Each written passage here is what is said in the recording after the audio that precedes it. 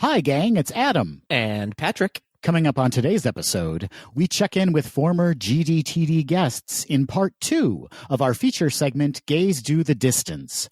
As always, we cover the latest Disney news and close out the show with some quick D. All that and more on today's episode of Geis Do the D.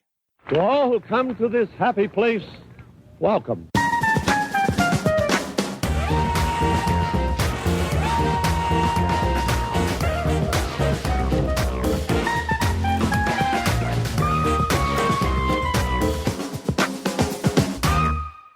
Patrick Filonia Kozicki. Oh my goodness. Adam Olivia Hummel. That has a nice ring to it. It does. It does. I may keep it. I think you should. It is, fun fact, my niece's birthday, whose name is Olivia. Oh, that's so cute. How old is she? She is 10 years old, Adam. Oh, so she's talking, she's walking, she's using the toilet properly. Is that how kids work? Doesn't have a job yet, though, strangely. Come on, Olivia. Pull it together. In this economic climate? I mean... I hope she's baking bread to support her family. Another fun fact, I have baked 102 loaves of banana bread. Is there a picture of every single loaf on your Instagram account?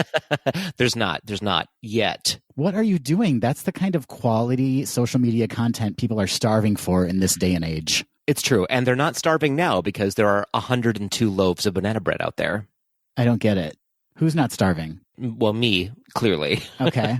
But who else? You said they're starving. I see. Nope. That joke did not land. Okay. This is an example of social distance podcasting.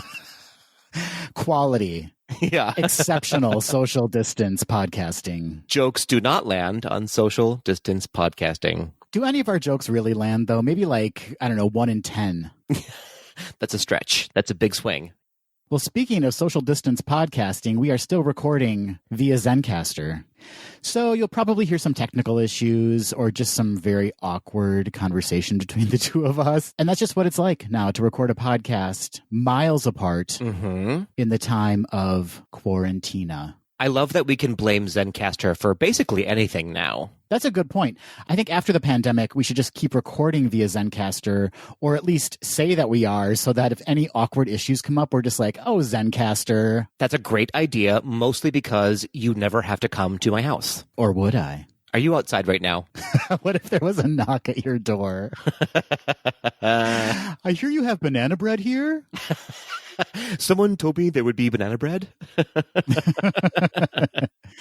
Well, Patrick, it's May. Oh, May goodness. Oh, May goodness. It's May. It's May, the lusty month of May, as they sing in Camelot. Is that what it is? The lusty month of May? That's what they sing. Oh, all right. I want to be seated at that round table. You know what I mean? What? It's a big circle. Burp. Oh, got it. I did the bleep for you. Thank you so much. I appreciate it. You're welcome. You're welcome. Well, it is May. Welcome to May, everyone. Is it May? Is it Wednesday? Is it September? I have no idea. It's May, though. Okay, here we are. It's Maytember. May is also Mental Health Month, Patrick. It is Mental Health Month, Adam, and I have to be very honest with you. I did not know this was a thing prior to recording. You brought this up to me, and I said, yeah, absolutely, we should talk about this. It is something that is near and dear to both of our hearts. I know we've both struggled with mental health issues throughout our lives.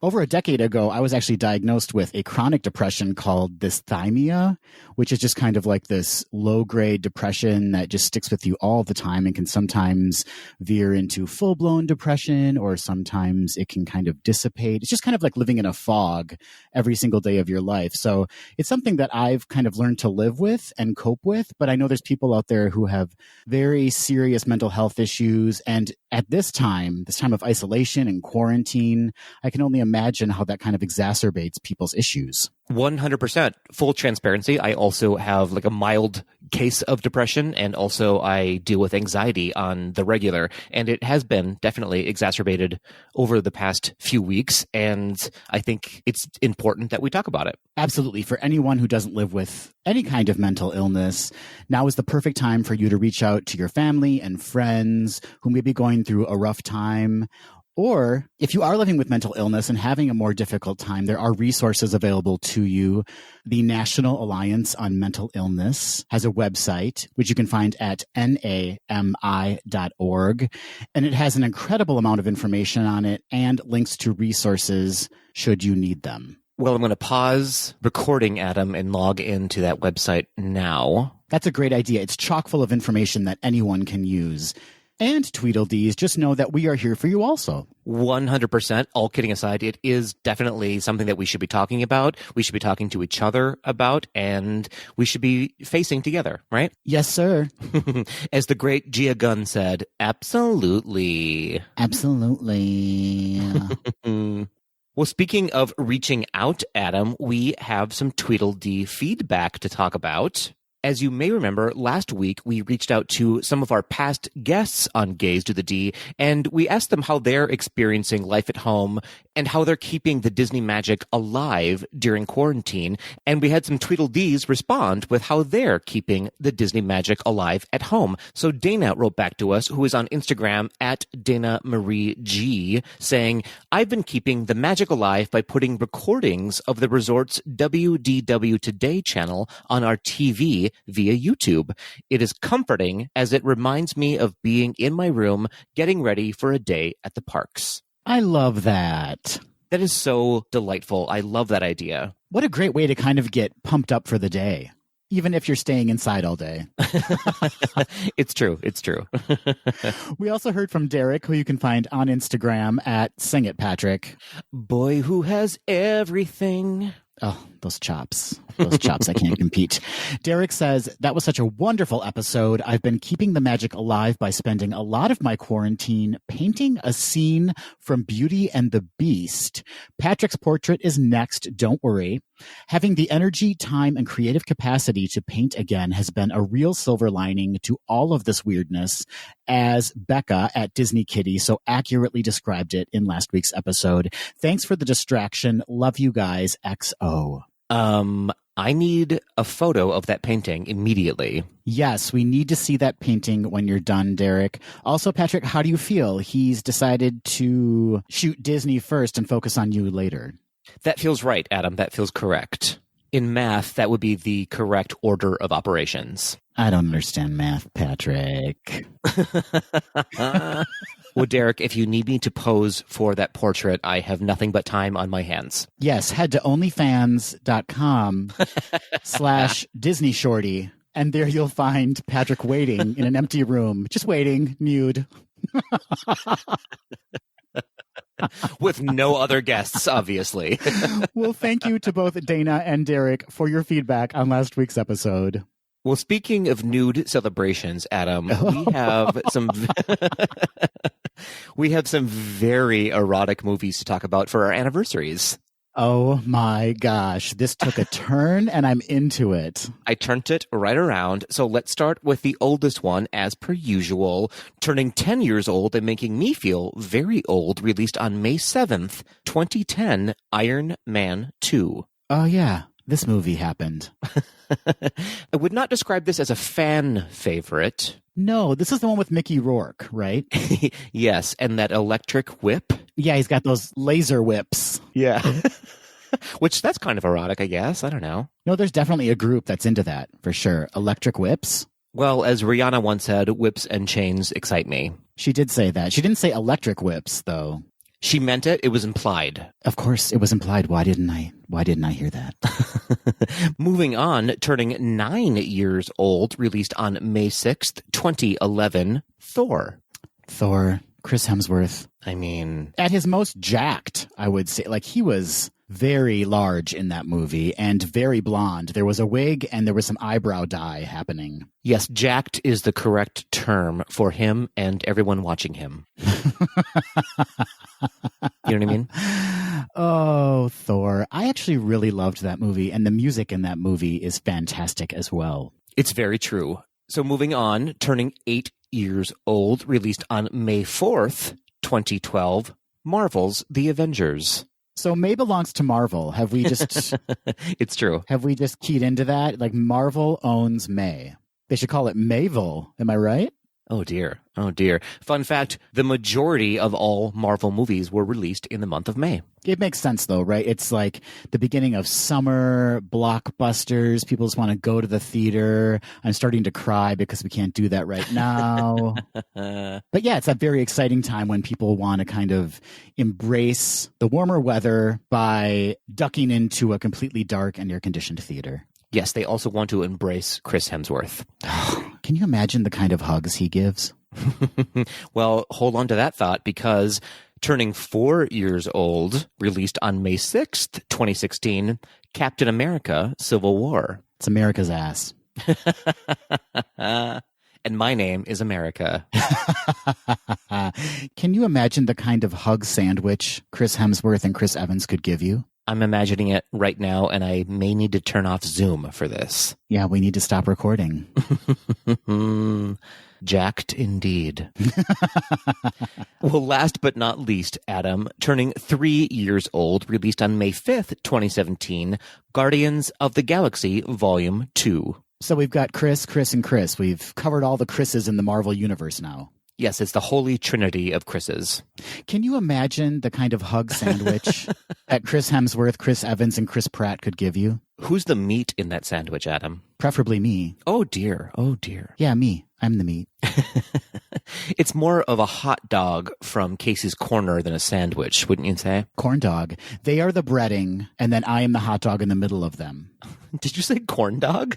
Yeah, because they're the breading around the hot dog, and then I'm the hot dog in the middle, so they're like encasing me in hugs. Got it. So that would make me a corn dog nugget then, because I'm short. Oh, that's 2 short jokes already in this episode, Patrick. Let's keep it going. Hey-o.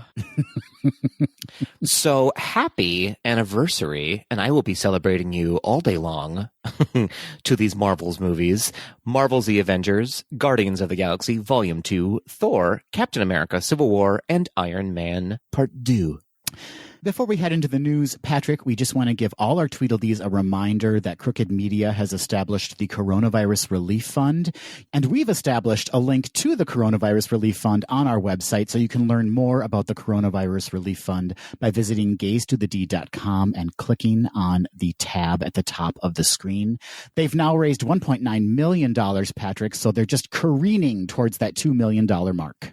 Let's tip them over the edge and get them $2 million. What do you say? I say that's a great idea. Let's all commit some money to help those who truly need it the most right now. And as we've mentioned before, they are selling masks right now, which all of the proceeds go to this Corona Relief Fund. Have you received your masks in the mail yet, Adam? They're arriving today. They're out for delivery at this very moment. Amazing. I can't wait. I think mine are arriving on Monday. That's when mine were supposed to arrive, Patrick. So check your notifications because yours might be arriving today, too. Oh, my goodness. Side-by-side mask selfies.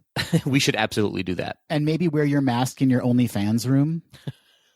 Well, no one would see that, Adam. Derek's going to see it. Eventually, he's going to need some kind of source for his painting. Fair. That is fair. Fun fact, I prefer you in a mask, Adam. What? I think a lot of people would agree with that. Aw, yeah, you're right. Yeah.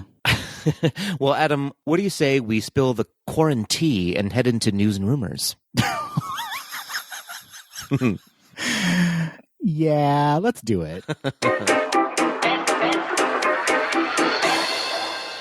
We'll begin with some COVID-19 updates as they relate to Disney. According to an April 27th, 2020 Orlando Business Journal article, Walt Disney World's construction division, Buena Vista Construction Company, has laid off hundreds of workers represented by several unions, including bricklayers, carpenters, ironworkers, landscapers, painters, plumbers, and more. The layoffs come as a result of the ongoing park closures. The company does not know, quote, how long the cessation of construction and maintenance projects serviced by the affected project workers will last, end quote. But it is believed that construction will resume later this year. The layoffs affect work on several projects currently taking place on resort property, including Guardians of the Galaxy Cosmic Rewind at Epcot and Disney's newest DVC resort, Reflections, a lakeside lodge. Despite the construction layoffs, Patrick, there are signs that Walt Disney World is making progress in developing a reopening plan. On April 28th, the Orange County Economic Recovery Task Force shared its guidelines for reopening hotels, bars, restaurants, and theme parks. The guidelines for large theme parks like Walt Disney World Resort Parks and Universal Resort Parks include touchless hand sanitizer at each park entrance and at each ride entrance and exit, tape markings of 6 feet in ride queues, and staff wiping down surfaces on a regular basis. All employees will be required to wear face masks and undergo temperature checks prior to their shifts. Parks may reopen at 50% capacity during Phase 1 and 75% capacity during Phase 2. Staff who are 65 or older are encouraged to stay home through Phase 2 reopenings. And it's important to note, Patrick, that these are initial guidelines and nothing has been set in stone just yet. So these are some pretty dramatic changes that are going to be coming to the parks, at least in the initial opening phases. And I think that kind of translates to the fact that there isn't going to be this initial rush to get back in, or it's going to be much harder to get back into the parks during these initial phases. Yeah, we've sort of touched on this topic before in that we are optimistic that Disney will open this year, perhaps, but it will be very different. It will look very different. I think that is just across the board for any mass venue, right? Absolutely. And as I said, I think there's going to be this desire to head back to this place that we all love so much. But there's going to be these extreme capacity restraints kind of put on the parks. So not everyone's going to be able to get in right away. And perhaps without the development of a vaccine in place, maybe there won't be that initial rush. Maybe people will be a little bit hesitant to head to the parks right away. You're right. I think, and I hope, I guess, first and foremost on everybody's mind is going to be safety, right?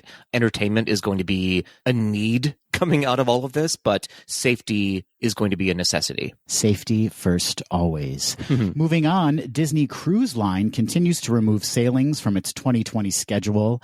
As of this recording, DCL has removed select sailings from the online booking page through June 17th and is sending cancellation confirmations for those guests with bookings. Turning to some good news coming out of the pandemic, chefs from Walt Disney World and their friends have teamed up to release a digital cookbook, and a portion of the proceeds will benefit the James Beard Foundation Relief Fund for small and local restaurants. Food and Friends, 12 Original Recipes from Walt Disney World Chefs and Their Friends is a new e-cookbook released by twin sisters Carista Bennett and Kristen Bryan, who is a chef at Tiffin's in Disney's Animal Kingdom. The cookbook can be purchased for $5.99 by visiting thechefsisters.com. And lastly, move over mini ears and spirit jerseys. There's a new must-have apparel item, and that's Disney official face masks. Following the CDC's recent recommendation to wear cloth face coverings in public settings, Disney has introduced reusable cloth face masks that align with the FDA's latest recommendations on non-surgical, non-industrial grade face masks featuring Disney, Pixar, Marvel, and Star Wars characters. To further help those in need, Disney is donating 1 million cloth face masks for children and families in underserved and vulnerable communities across the U.S., including California and Florida, that will be distributed by MedShare.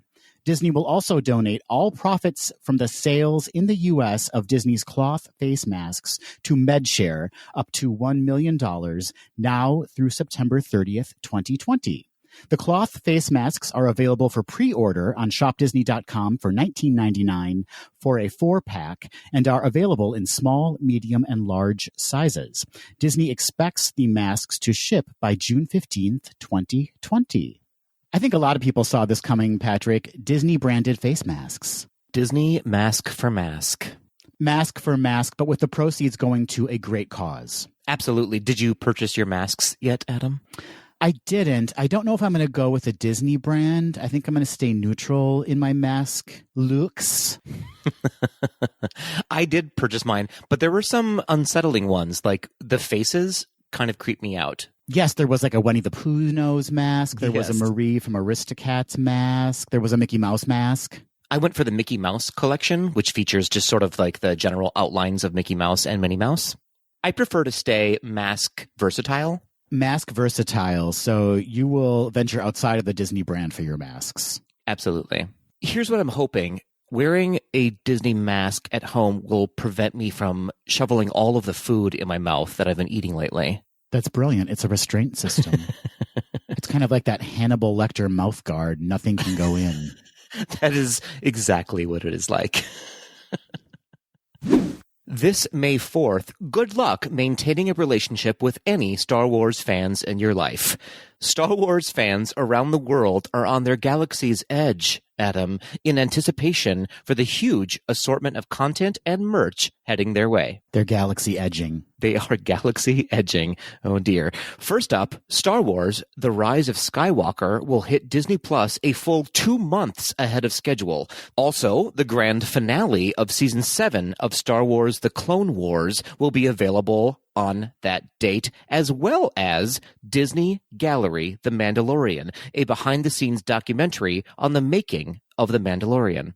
As if that wasn't enough, on May 4th, Disney Plus will also pay homage to the artistry of Star Wars with a concept art takeover lasting all week. The artwork of each film and series will be updated to feature the original concept paintings. The artwork will be done by celebrated artists, including Academy Award-winning production designer Doug Chiang.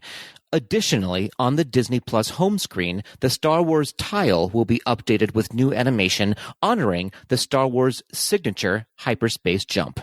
Not to be outdone by itself, Disney will also be releasing a huge assortment of new Star Wars merch on Shop Disney. Some of the items that will be available are a Disney Store Star Wars key, Lego sets, a new Spirit jersey, limited edition pins, Empire Strikes Back 40th anniversary figures and plush, Starbucks You Are Here mugs featuring Hoth, Bespin, and Dagobah, and a highly anticipated Ahsoka Tano mini ears. These items and more will be available on shopdisney.com starting at 10 a.m. Eastern Time on Monday, May the 4th. And until I click purchase, Adam, everyone I know better stay far, far away. In a galaxy far, far away? You might say that. You might say that. This is so exciting. First of all, I'm really eager to dive back into The Rise of Skywalker because I have not seen it since the first time I saw it in the theaters. And all that merch, Patrick, what is standing out to you the most? What do you have your eye on? I need that Spirit jersey, Adam. I need it. Mostly because I'm doing a daily Disney shirt series on my Instagram, and I'm running out of shirts. 0 to superhero? Anything is possible when the Russo brothers are involved. Oh, wow. That was a great intro to the story. Full disclosure, I was like, pause for Patrick to react to that. According to an April 30th, 2020, The Hollywood Reporter exclusive, Joe and Anthony Russo have signed on as producers of a live-action remake of the 1997 animated hit Hercules being developed by Disney. In addition, Dave Callaham, writer of Marvel's upcoming Shang-Chi and the Legend of the Ten Rings, will write the script. The Russos, the filmmakers behind 4 of Marvel's biggest box office successes, including Avengers Endgame and Infinity War, will serve as the film's only producers, and that's a great thing, but will not direct, according to insiders.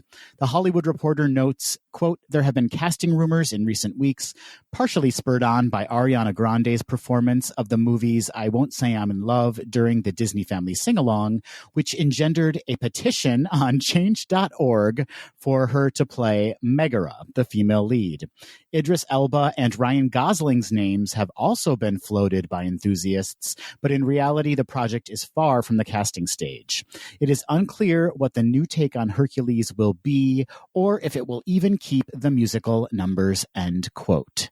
Patrick, when I first read this story, and it could be my mush brain from being in quarantine, but have we not already talked about a potential Hercules live-action movie? We have talked about it at great depth, Adam. When this story broke, I was like, but didn't this already kind of happen? I guess, now with the Russo brothers attached, that's a big get for them.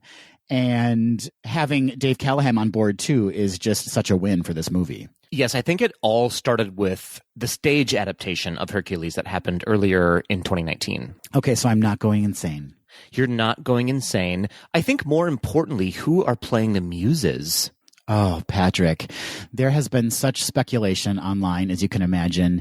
Diz Twitter is a buzz, and the current ideal fan casting for it has like Lizzo, Beyonce, Janelle Monáe. There's just a lot of talk about who's going to play the muses. I think this is the perfect opportunity for a Destiny's Child reunion. With all four, and then they just add on Lizzo? Correct. Can you name all four, Adam, right now off the top of your head? Beyonce. There it is. Michelle. Oh. For those listeners at home, 10 minutes have passed by, and Adam has not yet said a third member of Destiny's Child. Bettina. What?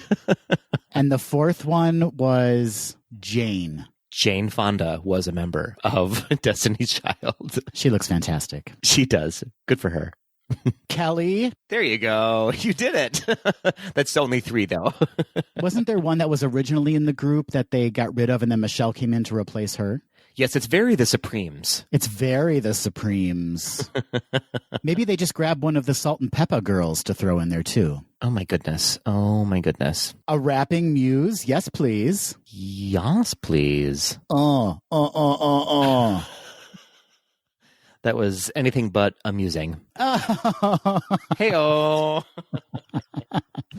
Adam, as you may remember, last month, aka 83 years ago, ABC aired the Disney Family Sing-Along, which can now be viewed on Disney+. On Mother's Day, we will have another opportunity to see celebrities pretend they don't live in enormous mansions by singing their favorite Disney songs in the smallest corners of their castles. ABC will be airing the Disney Family Sing-Along Volume 2 on Sunday, May 10th at 7 p.m. Eastern Time. Ryan Seacrest will return as the host, along with new celebrities, more choreography, and an extra dose of Disney magic. The special will once again aim to raise awareness and funds for Feeding America, which has been working overtime to provide resources for the increased number of people in America who are facing hunger. Some of the new celebrities joining in on the sing-along will be Idina Menzel and Ben Platt, Anika Noni Rose, Seth Rogen, Billy Eichner, Donald Glover, Rebel Wilson, and Josh Gad. They've got some talent in that lineup. They've got some talent. Do you think the wickedly talented Adele Dazeem will show up?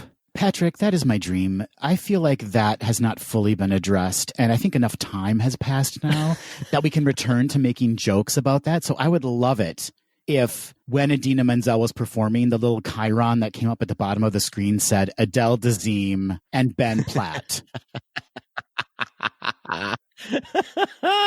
That would be amazing.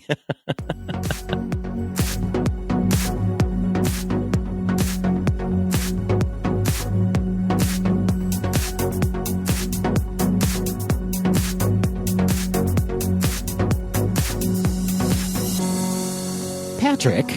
Yas, Adam. You know, we had such fun last week checking in on all of our friends for Gaze Do the Distance Part 1 that I thought, you know what, let's do it again, but with different former guests. Anybody but Ben and Amanda. Anybody but those two. And some of our Tweedledees may be saying, yeah, but didn't you have this planned out? Didn't you mention on last week's episode that you're going to be checking in on more former guests in this week's episode? And to those people I say, yes, this has been planned. This has been planned for weeks. And now here we are in Part 2, Electric Boogaloo. Adam, I would say we're nothing if not planful here on Gaze Do the D. There's charts, there's graphs. There's one of those creepy, like, push-pin boards with yarn lines going to different parts of the country to tie everything together. It's true. We're basically terrorists for your ears. Wow. What? To anyone from the CIA who may be listening right now, I just want you to know that I don't affiliate myself with Patrick Kozicki or Gaze Do the D. Fair. That's fair. No one does, Adam. No one does. So for those who haven't had a chance to listen to last week's episode, I highly recommend you go back and check that episode out. We interviewed our friend Anna. We interviewed the Broadway husbands, Brett Shuford and Stephen Hanna.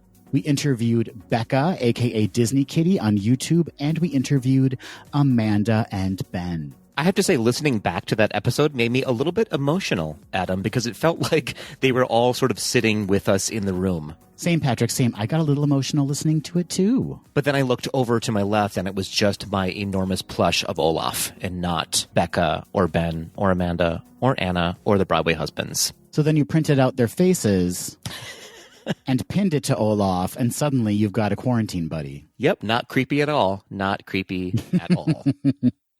Well, let's dive into this week's round of check-ins, Patrick. Who are we talking to first? Well, Adam, we're starting out with one of our more recent guests, Kristen Podbelski. Fun fact, we interviewed her on Halloween of last year, which was also the night before I was leaving for vacation. What's social distancing trick-or-treating going to be like? Are we just throwing candy at kids? That's how I did it before. I just threw candy at people as they walked by. So I think no different for me. Same for you this year. Exactly the same. Exactly the same. As I said, Kristen joined us this past October to talk about her experience as a former Disney cast member and a friend of Snow White, Rapunzel, and Belle. A very, very, very, very, very close friend. That makes it sound unsettling, Adam. No, they're so close, those four ladies. They're like Sex in the City. You can't separate them. Snow White is obviously the Samantha. Snow White is totally the Samantha. I took a bite of his poison apple. 7 little men, that's one for each day of the week. Oh, dear. Oh, dear. You can find Kristen on Instagram at Kristen Pod. And so without further ado, please enjoy our check-in with Kristen. Kristen Podbelski, welcome back to Geis Do the D. Thank you. I'm so excited to be back, to be chatting, to be looking at your lovely faces via Zoom. We had so many listeners write in after your episode telling us how much they enjoyed hearing from you and hearing all about your deep, close personal friendships with princesses like Belle and Snow White and Rapunzel. They really loved your episode. Oh, thank you. I loved sharing with everyone. So it's nice to tell stories to people who appreciate it and get it. My boyfriend's never been to Disney World, so when I'm like, dream along with Mickey, he's like, okay, are you going to cry again? And I'm like, yeah, I am. Thanks. Well, Kristen, I'm still waiting on my phone call from Rapunzel, so any day now, any day. I think she's got plenty of time to spare. I imagine she's not too busy. Speaking of that, Kristen, we wanted to check in with you and see how you're doing, how you're faring during all this craziness. What is your life like now, and are you staying sane? I mean, no. About as sane as probably all of us, adjusting, but trying to one day at a time, keeping things as positive as possible and finding little moments to breathe and be happy. Just like you guys. Always makes me happy to see Adam at the elevator with little Penny, so that's always fun. I know it's so strange to be in the same building currently and just down the hall from each other, as a matter of fact. And yet, yeah, here we are on Zoom having to record this way. But it's the safest thing, right? It is. Yeah, probably shouldn't be putting my mouth right up next to one of your podcast mics or anything like that. So how have you been keeping yourself busy? Have you been diving into any projects, or have you been doing any special kind of Disney-related things to kind of keep the magic alive during this time? I wish I could say I've been doing some projects, mostly just working and doing the minimum, cooking more. So there's that.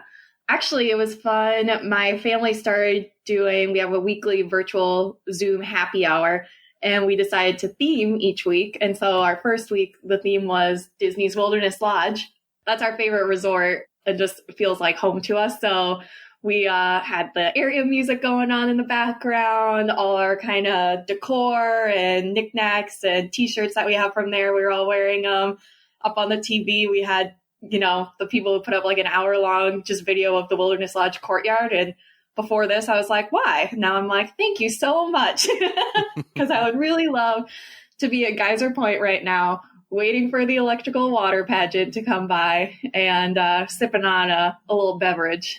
So that was fun. And then Instagram's a good escape. There's a lot of good accounts that are posting just sweet kind of pictures of the parks. So I always enjoy seeing that. And TV, a lot of TV. Screen time way up. Any new TV discoveries that you've been binge watching that you can recommend to our listeners? Ooh, it's probably nothing groundbreaking to the listeners, but Imagineering Story, obviously, is amazing on Disney Plus. I think I'm going to have to rewatch The Mandalorian. Did that as it came out, and I think the world could use some Baby Yoda right now, specifically me. And then I love Disney Plus. There's just a lot of cute, just complete happy, think about nothing else. Pick of the Litter is about the journey of some puppies becoming, I think, seeing eye dogs. And so that's just very wholesome and fun. All I can think about is I'm like, do good, dog, pass your tests. Little escapism. There's also a show just called Dogs. I really like dogs, if you can't tell, but it's just about different breeds and stuff. So yeah, finding little happy things, rewatching some of the classics and my favorite movies just to escape. Watch Moana, I think 3 times since all of this has happened. Yeah, I've been doing tons of repeats of shows that I've been watching, like movies like Moana and Frozen 2. I've seen probably 3,000 times now since last month. That seems reasonable. Yeah, thank you. I appreciate that. And I'm glad that they're pushing stuff out earlier than they would be, throwing us a bone, which is nice. I still need to, I need to watch Onward. I'm really excited about that one. I've heard nothing but good things. And then when we're able to, the 3 of us are going to go see Mulan. For those listeners that don't know, we had actually planned on seeing it together. And then, of course, they had to postpone the premiere of it. So once that reopens, we'll be in that theater catching that film. I'm not even going to complain about overpaying for some popcorn. I'll be like, give me the whole concession stand. I'll take it. I have a suggestion for you when you watch Onward. Watch it on a day that you're in a really good mood because it is a little emotional. So make sure you're in a good emotional space when you watch it. That is very good to know because otherwise I probably would have been like, you know what? I'm going to watch a Pixar movie to cheer myself up and then just been sobbing. It's like when you're sad and so you listen to sad music and you're like, why am I doing this to myself? Exactly.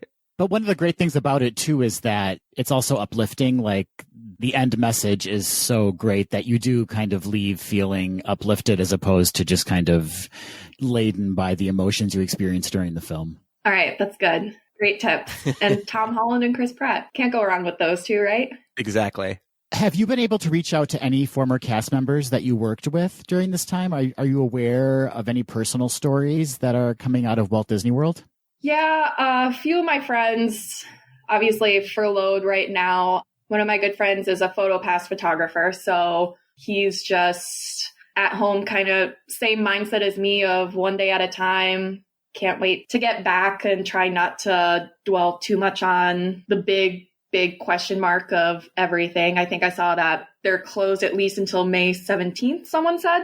I did see that Disney automatically enrolled cast members in unemployment. So to help ease that, I know just via Facebook, there was a lot of stress and issues with Florida's unemployment system. So people were very grateful for that. I have another friend, he's a manager of some of the Disney Springs, I almost said Downtown Disney, retail spots. So obviously they were like one of the last to close. So he's just doing odd jobs here and there. We were talking about it too. We were wondering if Disney Springs might be kind of one of the first things to reopen gradually, just maybe some of the stores and stuff. So fingers crossed. I don't know what entertainment will look like coming back. It just doesn't seem, it's hard to have a socially distant interaction. Maybe they'll at least keep shows and parades, but know that, lots of disinfecting going on, hopefully. So tough spot. I mean, a couple like just general like entertainment cast members and just like WDW cast member groups on Facebook. And you just see everyone's just sad, more in the sense of they miss their job. I miss making magic a lot. And I feel that I miss making magic. My heart just bursts thinking of like how tough that would be to have to step back from that. You work a lot at Disney, so a lot of hours. And so really who you work with becomes your family and your friends, because that's who you're truly spending the most time with. And that's true with like all jobs. You know, your schedules sync up, you understand each other's little languages and senses of humor and jokes that no one else gets. So you've lost kind of your friend group and your support system. And then also just the joy that you got every day from doing whatever you did across Walt Disney World. Yeah, that's a good point about entertainment, in that I imagine character meet and greets might be one of the last things that comes back entertainment-wise, because it would be hard to do a socially distant 6 foot apart meet and greet, right? But I'm hoping, yeah, the shows and parades are going to be wanted. You know, we like need some entertainment in our life, some live entertainment. Yeah, get waved at by Mickey Mouse, you know? Right. It'll be weird to see Mickey and Minnie standing 6 feet apart, but, you know, I'll take what I can get. Yeah. Yeah, the meet and greets, even knowing when this wasn't happening, if my friend got hugged by someone with chickenpox or pink eye, you leave immediately. Luckily, the princesses have lots of help with their royal wardrobes, and they wear the same thing every day, but, you know, they have different options and iterations of it, but, you know, you got to go put on a new one, and that one gets cleaned very, very well by the little forest friends or enchanted castle objects. So, like, you couldn't do that after every hug, you know? I'm just imagining cute little kids wanting to run up and, you know, tackle Mickey and Belle and having to be like, oh, you can look, but you can't touch. That close. But yeah, hopefully shows and parades are possible. Well, Kristen, let's move on to a much happier topic, and one that will hopefully make us laugh and learn something at the same time. You are here to answer 3 questions as part of a Walt Quizney. Yeah. And we have multiple categories to choose from. We have attractions, we have movies, we have music, we have food, and we have a grab bag category. And the grab bag questions are harder, but each question is worth 2 points. Oh, so I'm getting scored. Okay. Oh, geez. I'm going to go attractions. All right. Here is your first question, Kristen. All right. Which Disneyland ride opened first? The Matterhorn bobsleds or It's a Small World? Oh, I think Matterhorn. You're absolutely correct. Matterhorn opened in 1959, and It's a Small World debuted at the 1964 World's Fair before opening in Disneyland in 1966. Yay! All right, moving on to question 2. Do you want to stick with attractions or move on to movies, music, food, or grab bag? Stick with attractions for this one. I like it. Stick with what you know. Well, hopefully. How many structures make up Expedition Everest in Animal Kingdom? Structures. So it was built in pieces. How many main pieces make up Expedition Everest? Are we counting the queue? No, the ride itself. One of the best queues in Walt Disney World, in my opinion. Hands down. Like going through the ride mentally. 4? So close. It's 3. Fun fact, the Yeti itself is a main structure, so that makes up one of the main structures of the ride, which doesn't work. Oh, that Yeti. Slight tangent. One time during my college program, my best friend worked at Expedition Everest, and we were in Animal Kingdom like right as the park was closing. And so there were no guests left in the queue. It was literally park closed at 5. It was like 5. And my friend and her coworkers were like, do you want to do like, because they have to ride it one last time at the end, make sure all's good. And they're like, do you guys want to ride it with us with the lights on? And we were like, yeah. And so we got to ride it with the lights on. And that Yeti, it's scary with the lights on without the effects. It's way bigger and kind of way closer. I mean, I've ridden it who knows how many times, especially during my college program. But I was like, oh my God, it is scary. Wow, that's incredible. Yeah, fun. It still wasn't working, so it didn't reach for me, but... Right. I'm totally jealous of that. All right, Kristen, time for your last question. Do you want to stick with attractions or do you want to move on to movies, food, music, or grab bag?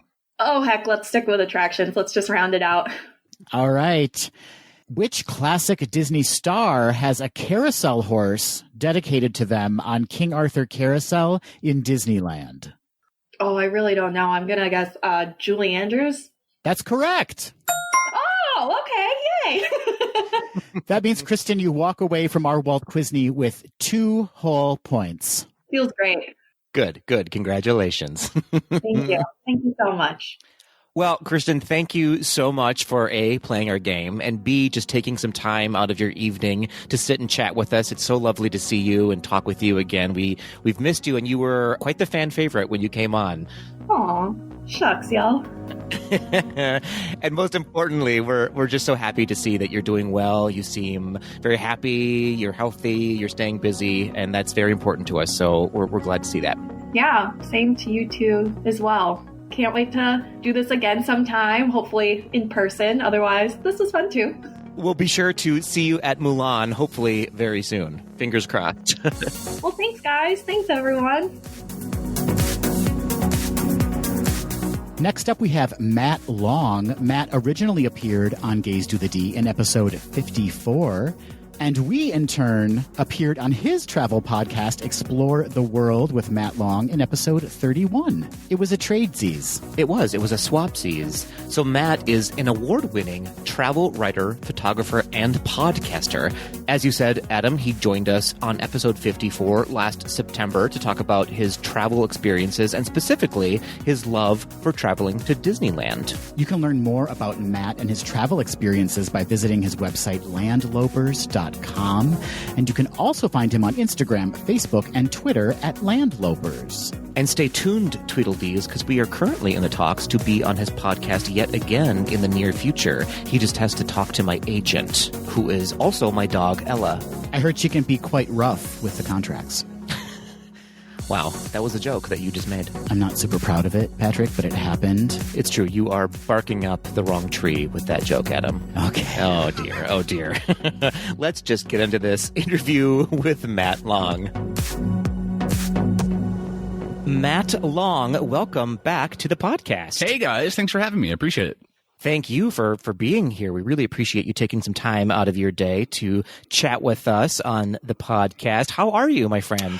You know, I'm as well as can be expected, I think. How are you guys? Exactly the same. Yeah. I mean, everyone's trapped in their homes, so, you know, it is what it is. It is what it is. So last time we talked to you was back in September, I believe, 2019, which isn't really that long ago, but it feels like 47 years ago, roughly. Yeah, and that was actually right before my first ever trip to Walt Disney World. I don't know if you remember that. That's right. I do remember that. Of course. What have you been up to since then, I imagine? You know, 1 or 2 things. I've actually been back to Walt Disney World 3 more times and Disneyland Paris in those intervening months. I had a good time. That's so rude. I just want you to know how rude that is to bring that up to people who can no longer go to a Disney park.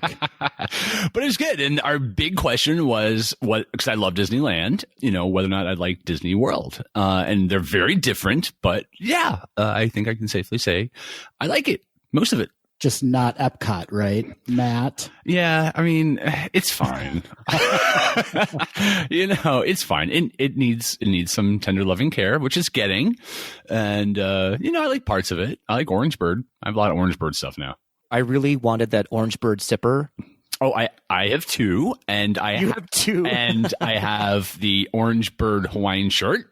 Because I was there, the last time I was there was the first week in March, right before all this happened. And so I was there the first day of the Flower and Garden Show. So I got to go around and try everything, and I bought a lot of stuff for some reason. So I now have collector's items. Wow, I'm really regretting having you on the pod, Matt. You're just making me I should have worn the shirt, yeah. Not that it mattered, but still. So how are you coping through all of this, Matt? Is there anything that you're doing at home that kind of gives you a little bit of that Disney magic? I have embraced puzzles. So, and so far they've all been Disney related, although I think the next one I need to do something different. So the first one I did was The Mandalorian because Baby Yoda is cute. And then I got a set of 4 500-piece puzzles, and they're each different attractions in Disneyland. So that's been fun. I'm working on my last one now, which is Jungle Cruise, which is one of my favorite rides. So no Thomas Kincaid Painter of Light puzzles for you yet? No, although those are everywhere. It's hard not to buy more. And I don't want one, but it may come down to that. We'll see. Puzzle supplies are low. Amazon has almost nothing. It's shocking. Puzzles and disinfectant spray. Just And masks. can't find them anywhere. Well, I know through talking to you off of the podcast, you have sort of begrudgingly maybe embraced the Run Disney community recently. Yes, I hate running. I think it's a terrible thing to do to someone, much less to yourself. But yes, I've done it because I was down in Disney World the weekend you were doing your run. And then I interviewed you for my podcast about it and you inspired me. So I signed up for the virtual one and then looking to do a real one later on. Which race for the virtual series did you sign up for? The whole thing? Or All just one or two of of them. Hooray! Me too. Did you really? Of course I did. I like the medals. I mean, that's ultimately what's going to make me do the run are these damn medals. So yeah, that's still at least 50% of it for me is the medals. yeah, that's good. And I mapped out 3.1 miles in my neighborhood and I've been walking it so far because I really don't like running. I'll do any other cardiovascular exercise, but I really just hate running. So it's going to be a process. Totally understand that. Baby steps, literally baby steps. Yep, that's what I'm doing. So, Matt, you have a travel podcast. How have you been sort of coping with not being able to travel and still keeping your podcast up? Because you still are pumping out delightful eepisodes. Why, thank you. And you guys are too.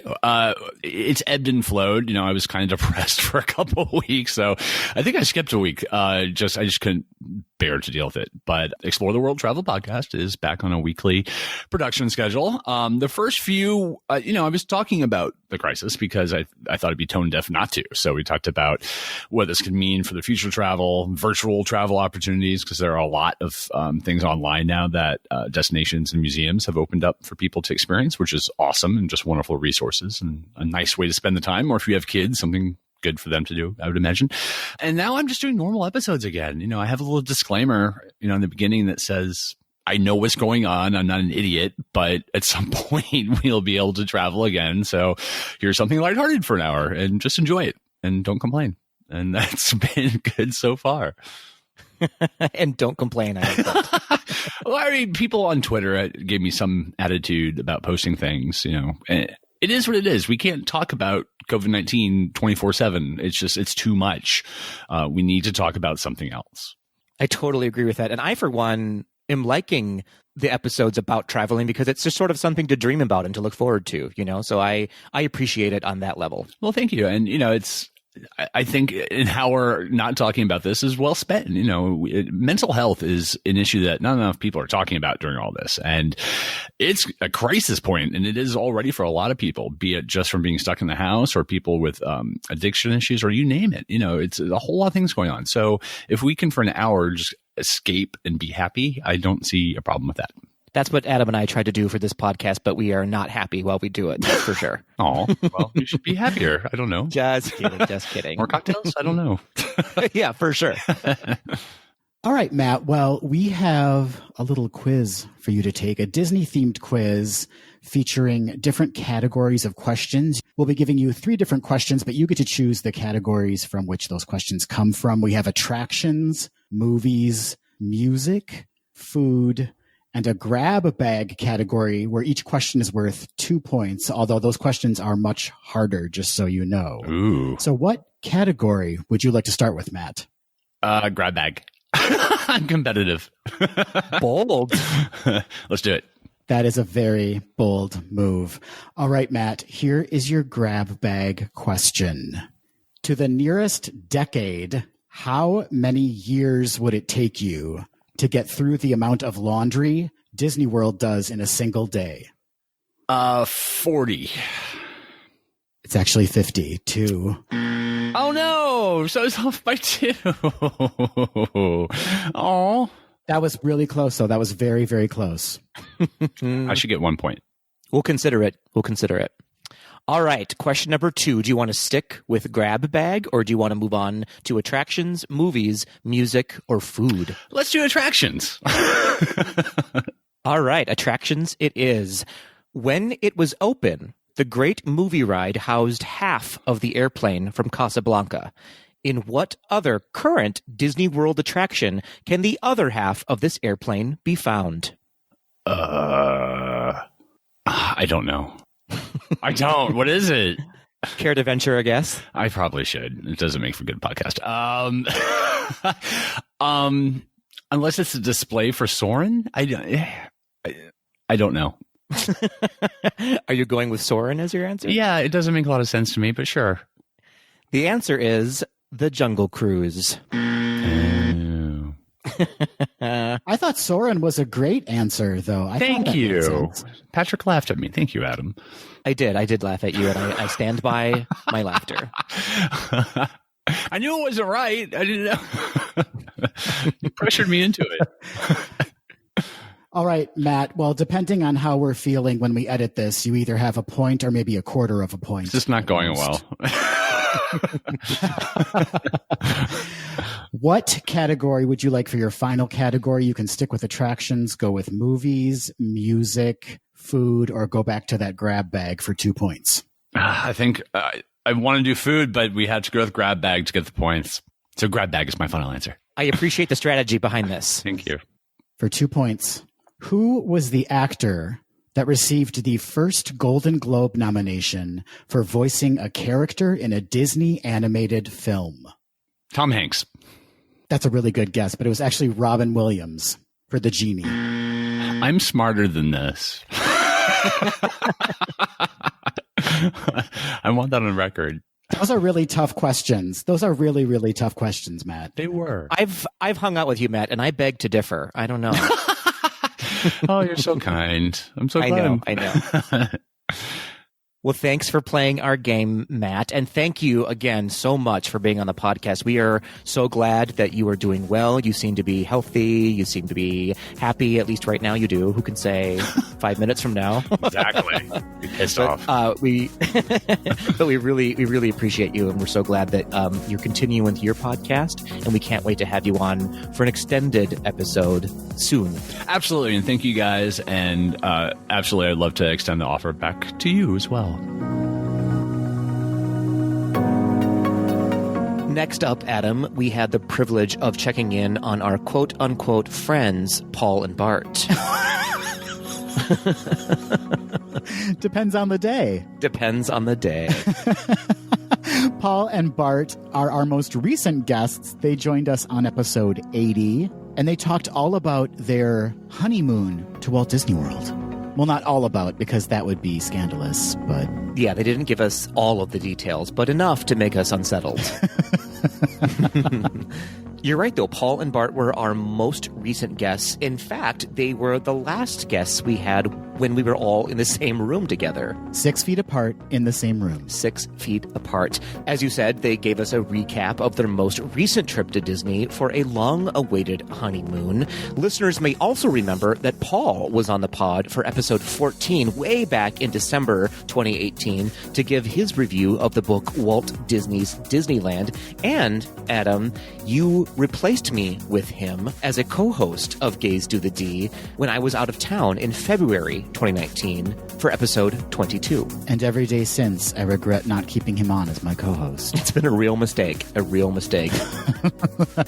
You can find Paul on Instagram at paul.whittemore, and you can find Bart on Instagram under his drag persona at Loring Mitchell. All kidding aside, these two wonderful humans are such joys in our life, and Bart will not stop crying, Adam. He just won't stop crying.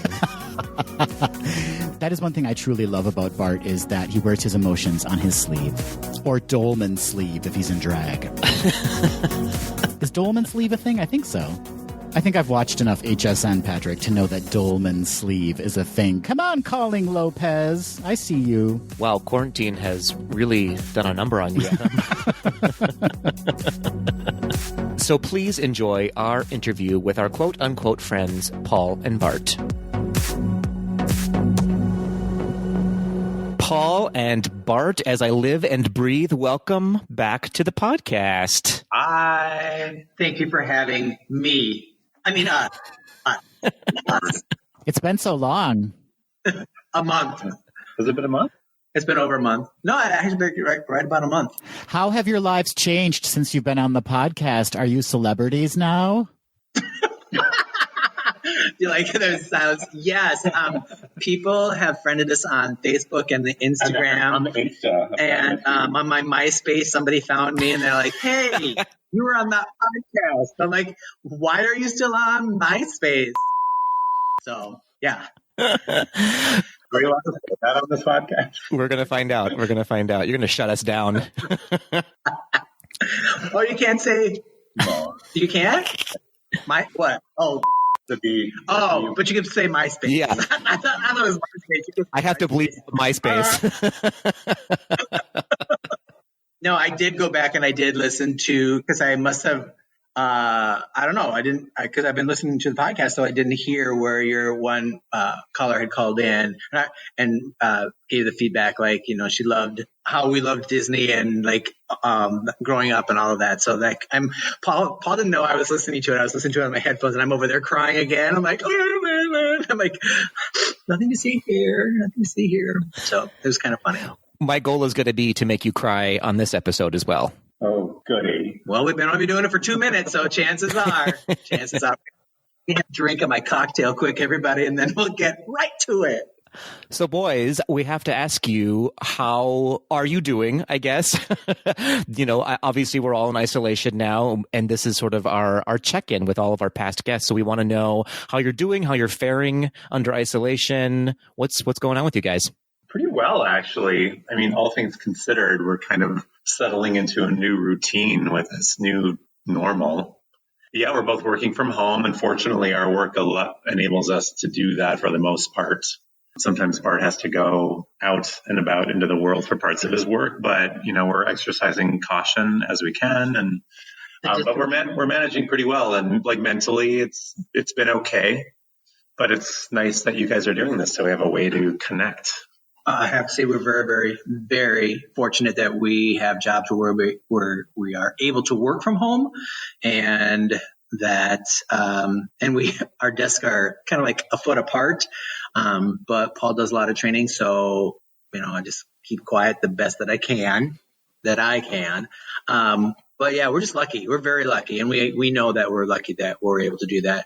I do have the opportunity to leave and go and stage homes and still do some showings, but it's in circumstances where there aren't other people around. So yeah, we're really lucky, to be quite honest. I've become a whiz at WebEx and Skype. I had to kind of do a crash course on using those, so I can still do training. It's all just being done virtually now. And we Zoom with his mom and dad and sister and the kids every Sunday night. That's our routine now. It's interesting. I was talking to somebody the other day how we're strangely lucky to be living now during something like this. Can you imagine if all we had were like landlines or not even that? Like, it would be so boring. It's incredible what we have at our fingertips now in our houses just to keep ourselves entertained for such a long period of time. Yeah, I think the mental impact of that would be just much harder to deal with. At least we can connect like via all the online tools that are available to us today. I also think that has to do with your upbringing. Like, little country boy here, it would be harder, but it's different. Like, if I grew up in the city and you've got people around you all the time, then yeah, it'd be a little bit more stressful. But my mom and dad, I live in the country and they don't see anybody for long stretches anyway. So, I think it just depends on the situation that you're in and how you kind of grew up. And, like, to me, this is nice, because normally I'm like, oh, let's go. And this is, let's just get groceries and go right back home. I'm good with that. I'm discovering that I think I'm more of an introvert than I thought I was. Like, I don't have the FOMO thing going on right now. I'm not missing the social activities as much as I thought I would. So holding up at home and just watching movies or streaming something or reading I'm kind of okay with it. Yeah. It's comforting to know that I don't have the fear of missing out because no one is having a party without me right now. Whereas before, everyone was having parties without me. And so now I'm fine. They're having Zoom parties without you. Wah, wah, wah. I'm sure that's correct.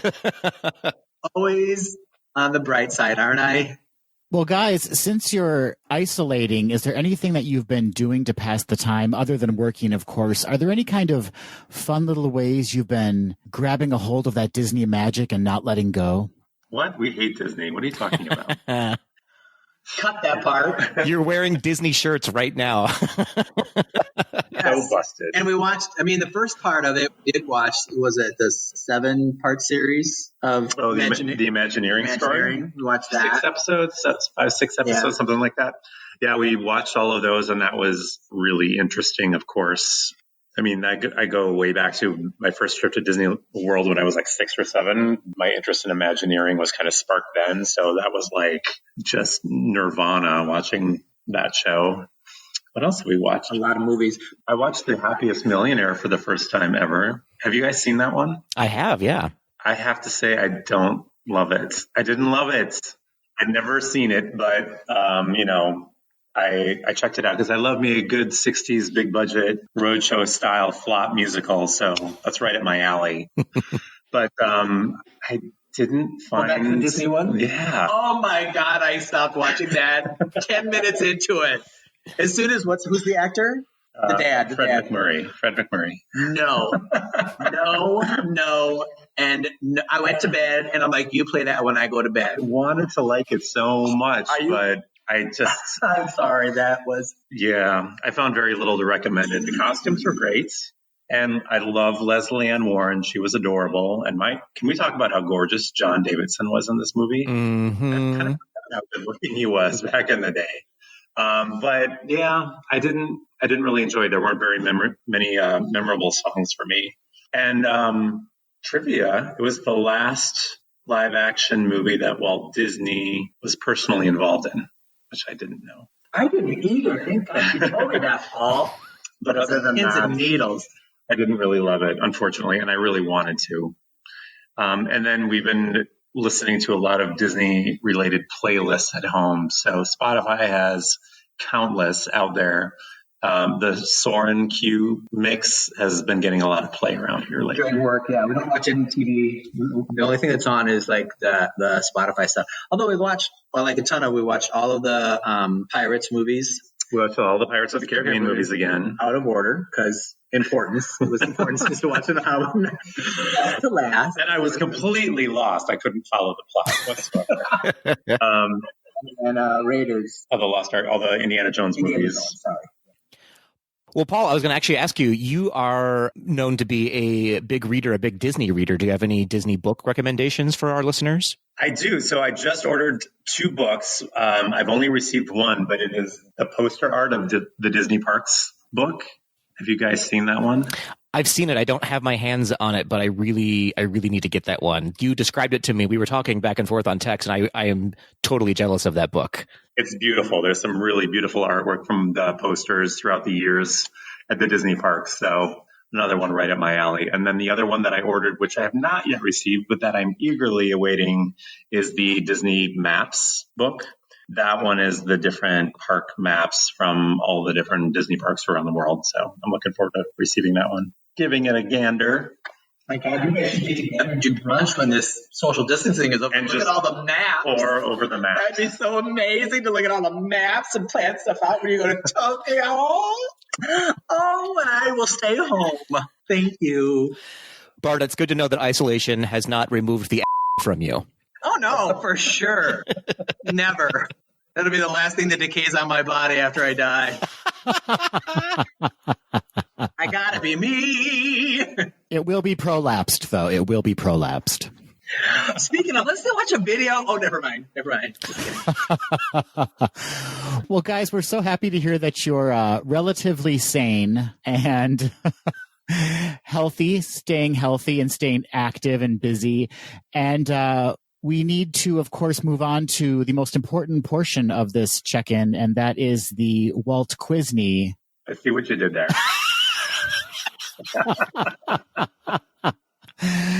So, guys, we're going to be asking you 3 questions from various categories. You can choose what categories the questions come from. The categories are attractions, movies, music, food, and then the grab bag category, where each question is much more difficult, but they're worth 2 points each.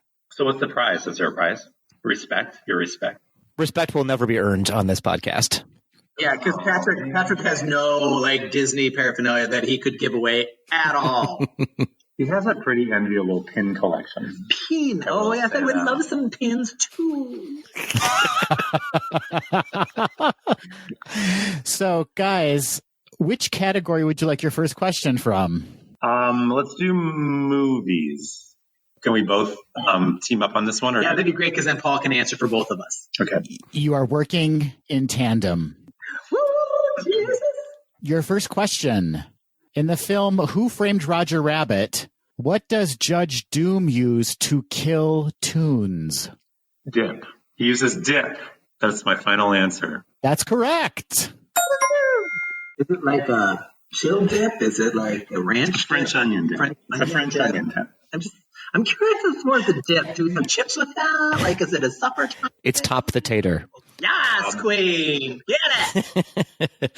Moving on to question 2, do you want to stick with movies or do you want to move on to a different category? Attractions, music, food, or grab bag? We'll try attractions, please. All right, this is multiple choice. Which ride was not an opening day attraction in Disneyland? Peter Pan's Flight, Snow White's Scary Adventures, Pinocchio's Daring Journey, or Mr. Toad's Wild Ride? I'm going to go with Pinocchio. That is correct. Of course, that damn Peter Pan ride was there. Things never die. Been there since the beginning. The hell. I love that ride. Love that ride so much. All right, guys. Your third and final question. Do you want to stay in attractions? Do you want to head back to movies? Or do you want to try music, food, or grab bag? Ooh, gosh. What do you want to Let's stay away from food. Okay. I am hungry, so let's stay away from food. Let's try music. Music man over here. Let's try music.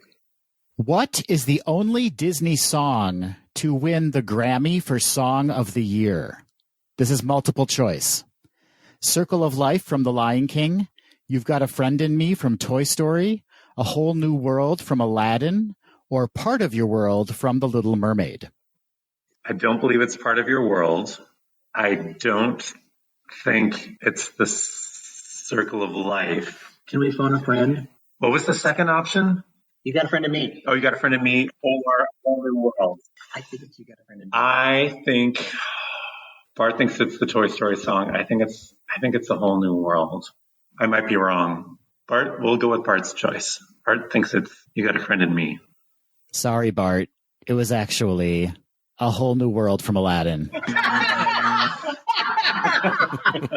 Darn! Suckers. Oh, well. Peebo Bryson and Regina Bell? Damn. What, you didn't like A Friend in Me? That's a beautiful song. Lullabies to me tonight. Lullabies me to sleep every night. You got a friend in me. What else is it? Yeah, perfect. Adam's face is like, well, I don't understand. What the hell is going on? Well, guys, thank you so much for joining us. So, wait, we get one wrong and then the game's over? Is that how this works? No, you only got 3 questions to begin with, and you got 1 wrong. Bart got it wrong. Paul got it right. Let's just be honest there. Do I get a prize? No, not even a little bit. In fact, this will definitely be your last time on the podcast. So thank you. Paul, not mine. Paul, it's just Paul. Exactly. No, in all honesty, we've told you before, but you guys were such a delight to have on the podcast, and we got such a great response from our listeners. So thank you for that. You really touched a nerve in people, I think, especially at a time when they needed some joy in their lives. So we really appreciate that. And we, of course, appreciate you guys being on the episode today. We love seeing you. We're so happy to see that you're in good spirits. You're staying busy. You look amazing as always, and you were a delight to talk to as per usual. Thanks for having us on. Yes, thank you. We love you. We love you too. I love me too.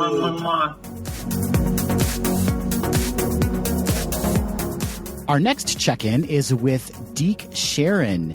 Deke is the father of contemporary a cappella. He is also the director and arranger of Dekapella, Disney's new 7-voice all-star a cappella ensemble, who, Patrick, we had the pleasure of seeing when they performed in Minneapolis. That's right, way back in March of 2019, which was 1,000 years ago, right? It was in the before times.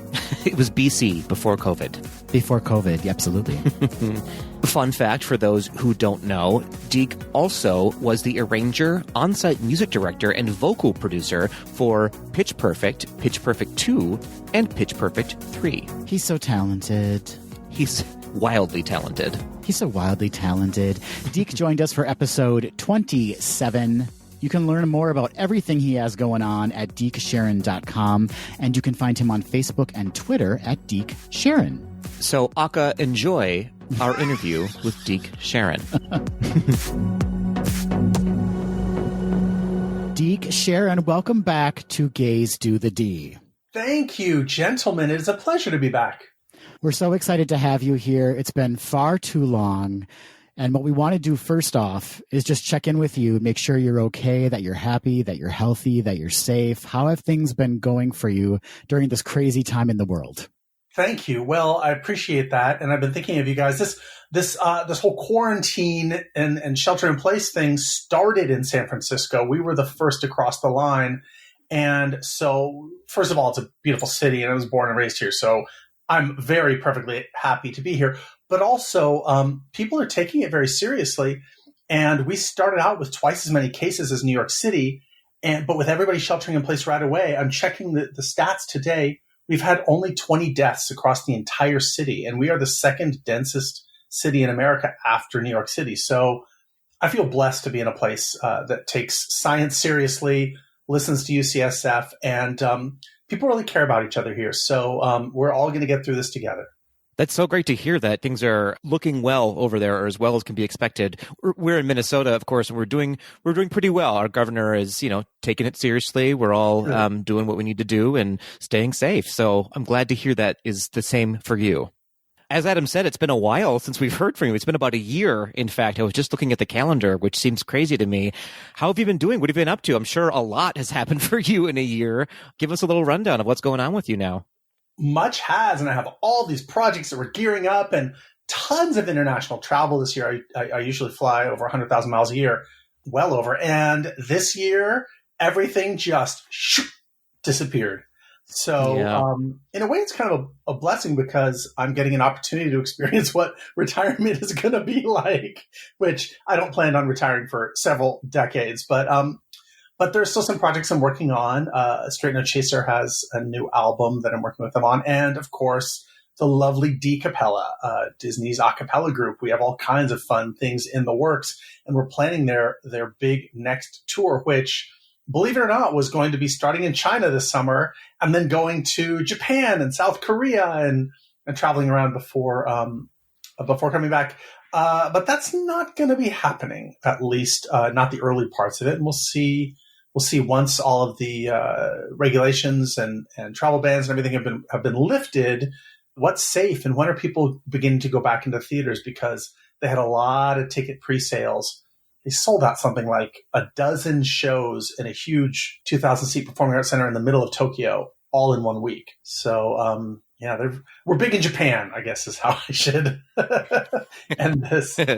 How does a massive shutdown like that get communicated to you? I mean, you don't need to go into great detail or if there's any kind of secrecy behind it. We won't hold you to that. But is it a logistical nightmare to shut all of that down? Yeah. Okay. So to answer the first part of your question, the way in which it's communicated is the same way it's communicated to everybody else. Confusingly, through a series of phone calls and emails that say, well, we might be doing this and I'm not sure about that. And frankly, I was on the front lines of that as well. We pulled the plug on Camp Acapella this year quite early because I fully expected all of this. I paid very close attention to the news and to science and the reporting and things that were going on. And so it was very clear to me what was going to be coming to America. So I was able to be prepared in advance for my own career, but also for the various projects that I have. The people I think who are really hit hard are the managers and the producers for performing arts venues. because imagine just having to eviscerate a schedule where you have 6 performances a week, or 12 if you have multiple theaters in your compound.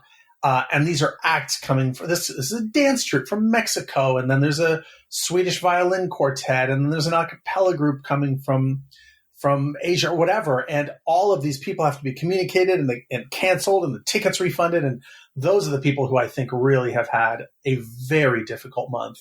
And I know just the tip of the iceberg from the annual concert that I have at Carnegie Hall, where about 500 singers fly in from around the world, and we do 2 sets, a 2-hour show. Tickets had to be refunded, but plane tickets had to be refunded, and all of the logistics and everything like that have been pushed back. So our plan is to do the exact same concert 1 year later. By then, fingers crossed, everything will be smooth sailing, and all the work that we put into getting that concert ready will come to fruition, just considerably delayed. It's so wild to think about all of the logistics beyond just the performers and the directors, right? When it comes to shows like that, we were just talking to 2 of our friends who were in Broadway shows, and just thinking about even like the ushers who no longer can work right now, or people who are selling tickets in the box office. It's such a chain reaction of events that happens with one, thing like this. Yeah, and if you think about it, Disney is, of course, an entertainment company, but they're in many ways an enormous performing arts company and an enormous entertainment, live entertainment company. I read an article a day or 2 ago that Disney was having to furlough something like 100,000 workers in its theme parks. And people don't realize, like, well, there's the person who runs that ride and the nice person who sold me the croissant or the churro or whatever, but they don't realize the number of people running around in the tunnels underneath Disneyland and behind the scenes, and the people operating machinery and everything like that, and keeping everything running smoothly, logistics and electricians and the whole kit and caboodle. Of all of the industries that are hit hardest, I think the performing arts are at the top of the list, because although I'm fine and I've been very fortunate and lucky, and I have royalties and savings, a lot of the people who are young, particularly in this industry, they're living paycheck to paycheck and hand to mouth.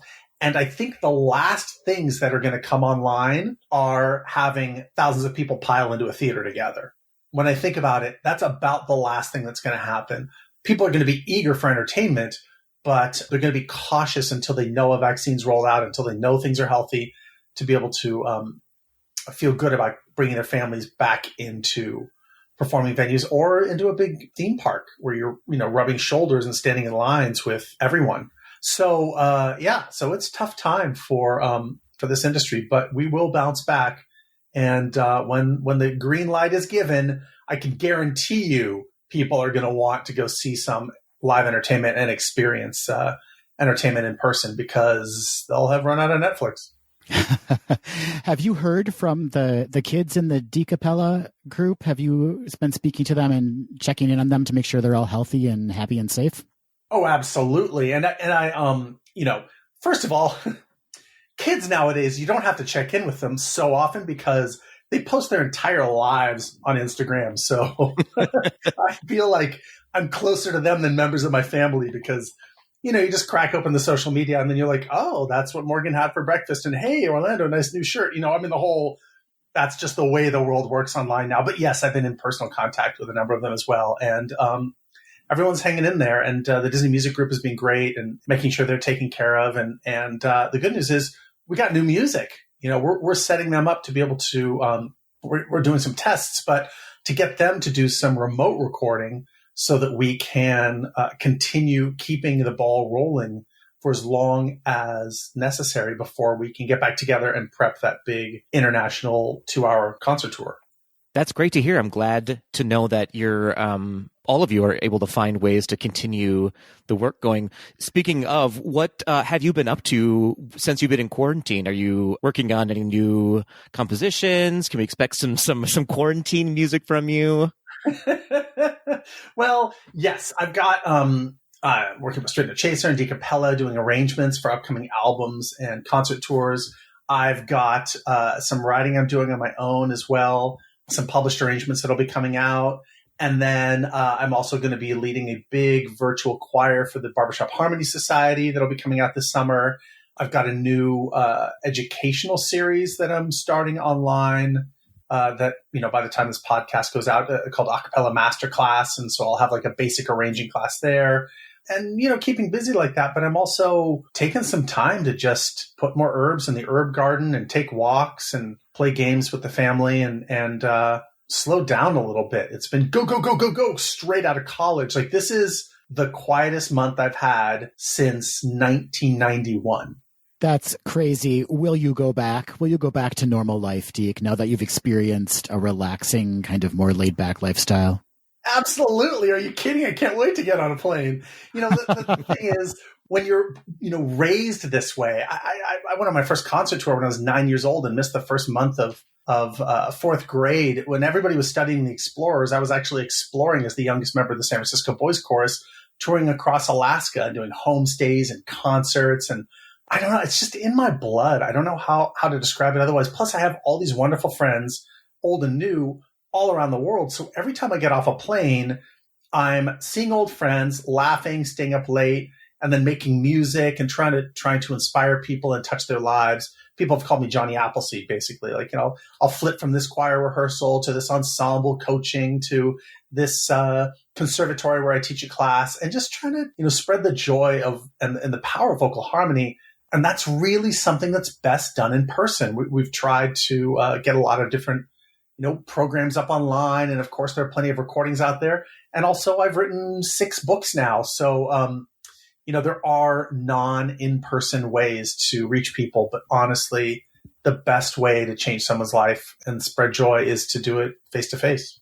Absolutely. Adam and I were actually just talking about that the other day, how we are appreciating all of like the live concerts, quote unquote, live concerts that are coming out because everyone's in quarantine. But there's just something that we miss about the magic of live performances that it's so hard to capture on a tiny computer screen, Absolutely. And I think a cappella really is best live. In fact, the headaches that I've had over the past 10, 15 years, many of them have been directly attributed to how do we make a cappella work well on live television, or how do we make a cappella work well on the silver screen? Because the power that happens in the room, that like uplifting, transformative experience that can happen when just like a few friends are over and they're singing, or you're around the campfire, you're caroling, or when you're in a concert hall and everyone puts down their microphones and they raise their voices. I mean, there's a reason that the human voice is at the center of most religious ceremonies.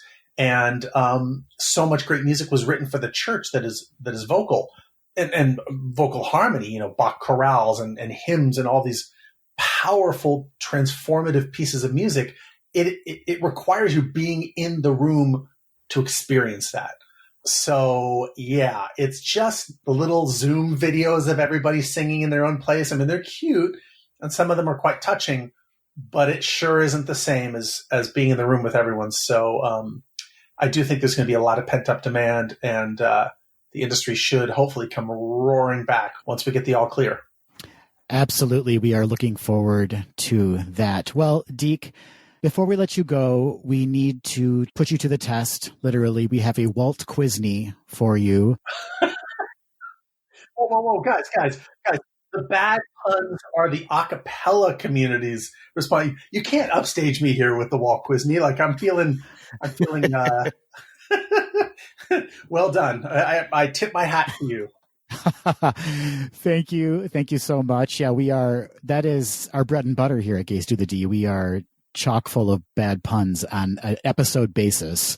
So we have various categories for you to choose your questions from. We're going to give you 3 questions. The categories are attractions, movies, music, food, and then there's a grab bag category where the questions are more difficult, but each question is worth 2 points. Which category would you like your first question from? Well, I feel like I would be falling down on the job if I didn't take it from music.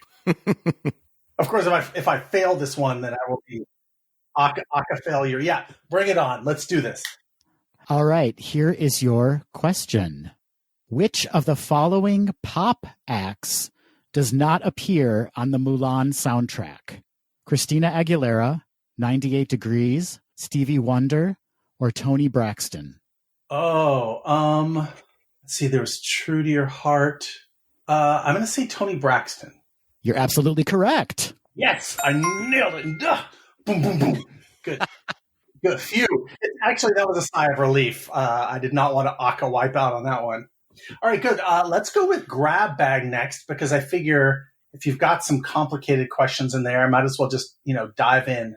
I love it. I love it. I love the enthusiasm there. All right. There is a dragon depicted on Animal Kingdom's logo. This was meant to represent a land in Animal Kingdom that was never built. Can you name that land? Ooh, I have heard about this land and read about it way back in the opening. It's not Figment's Land of Imagination. That would be Epcot. And it's obviously not Fantasyland because that name's taken. I'm going to say, and it can't be something like Middle Earth that's under, copyright. I'll go with the obvious and call it Dragonland.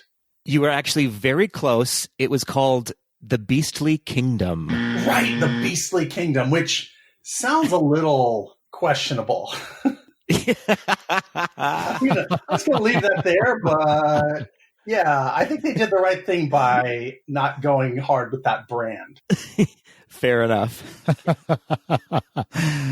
Dragonland sounds awesome, though. I want to go there. Well, it's a base hit. It's not your home run, but it'll sell tickets. All right, Deke, your last question. Do you want to stay with grab bag, head back to music, or do you want to venture into food, movies, or attractions? Let's go with grab bag again. I'm feeling like I need to redeem myself here. Bold move. Bold, yes. This is one you should know, I think. Okay. What was the first original Disney song that won an Academy Award for Best Original Song? I'm going to go with When You Wish Upon a Star. That's absolutely correct. Yes! Good. It ended up being a music question. Okay, so I got the 3 points. Yeah, that's great. You did fantastic. 3 points. That's impressive. Thank you. Yeah, we do what we can here in the Beastly Aka Kingdom. I think that's the new land we need to get built. I think that's maybe not a moneymaker. Who knows anymore, Deke? That's right. Well, Deke, thank you so much again for taking some time out of your day to join us here on Geis to the D once again. It's been a pleasure, as always, to speak with you, and we are so glad to hear that you're doing well, you're staying busy, healthy, and happy. Thank you. The pleasure is all mine. Gentlemen, please take care of yourselves. And I look forward to our next set of questions and chats. Be well, be safe, be happy. Adam, do you know what we are? We're geniuses. Do you know why? Why? Because we saved our last interview for our very first interviewee, Janice. Janice. How poetic are we? We're basically Shakespeare. We're basically Emily Dickinson. That's a poet, right?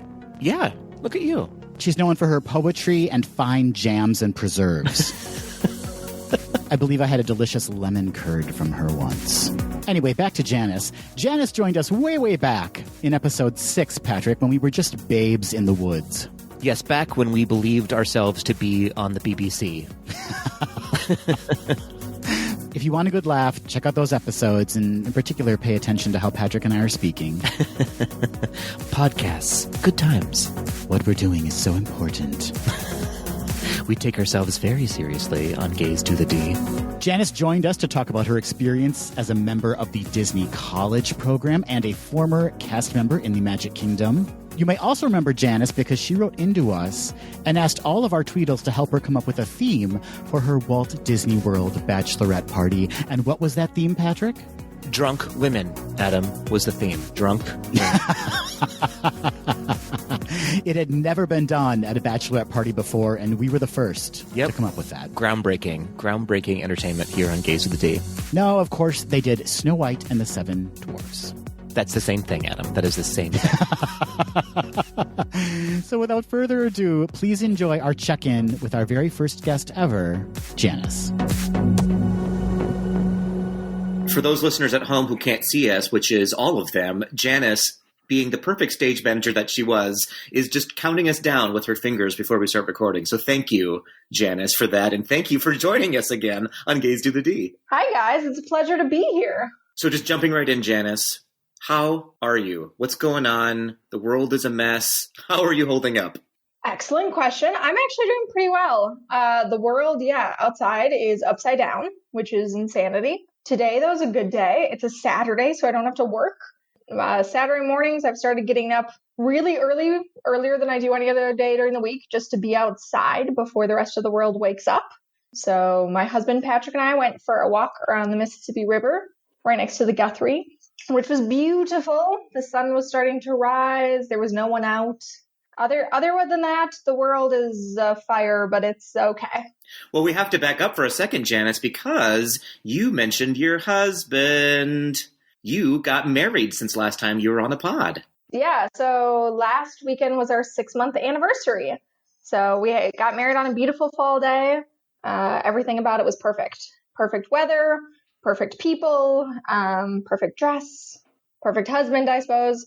We had a wedding cake, but I love cheese, so I said we needed a cheesecake. So we had wheels of cheese stacked on top of each other to look like a wedding cake, which was the one thing that I wanted at the wedding, and it was amazing. A cheesecake. I absolutely love that. And Janice, you have yet to thank us for bringing you and Patrick together. I'm sorry. I don't remember how you two helped bring us together. I know I actually was around you two at the time that we started dating, but I do not recall how you two helped us meet. Just the fact that you were around us, around our energy. I think that's how that happened. That's probably true. You are correct, as always. So, apologies, but thank you both. And now we are happily married. And of course, without us, you would not have had as a successful bachelorette party theme as you did in Disney World. So you're welcome for that as well, Janice. Yeah, I would actually like to thank all of the Tweedledees for the most perfect costume idea for the bachelorette party. So you may remember back in August, several friends of mine, specifically 7 friends of mine and my sisters, we all went to Walt Disney World for Mickey's Not So Scary Halloween party. I was Snow White, and all of my friends were the 7 dwarves. So despite being wildly ill with some sort of sinus infection, we had the most magical trip, and it was just me bossing everyone around, basically being the anti-Snow White, but at least all my 7 dwarves were behind me, following in suit. So for a bachelorette party in the Magic Kingdom, does booze come into play at all? Because that's a typical element of a bachelorette party, but, there's limited resources in the Magic Kingdom. Yeah, much to the dismay of everyone at the bachelorette party, I didn't let them drink. While we were at Mickey's Not So Scary, I ran everyone ragged, just going from ride to candy to ride to Casey's Corner to get some nugs, and then, ride, gift shop ride. I did, however, stop right before the fireworks to get everyone's Starbucks to refuel them. But no one was allowed to drink the night of the party. We did, however, the next night lounge poolside all day and drink there. And then at night we tried to get into Trader Sam's and couldn't because our dinner reservation had lasted too long. So then we just drank at the Polynesian instead. So did you run your bachelorette party as the wonderful stage manager that you are? Were you like, everyone, we are at 5 minutes to Splash Mountain. That's 5 minutes to Splash Mountain.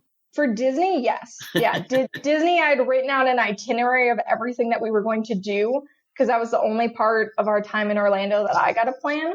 The rest of the trip, my sisters got a plan. But the Disney, I was like, here's what you need to pack.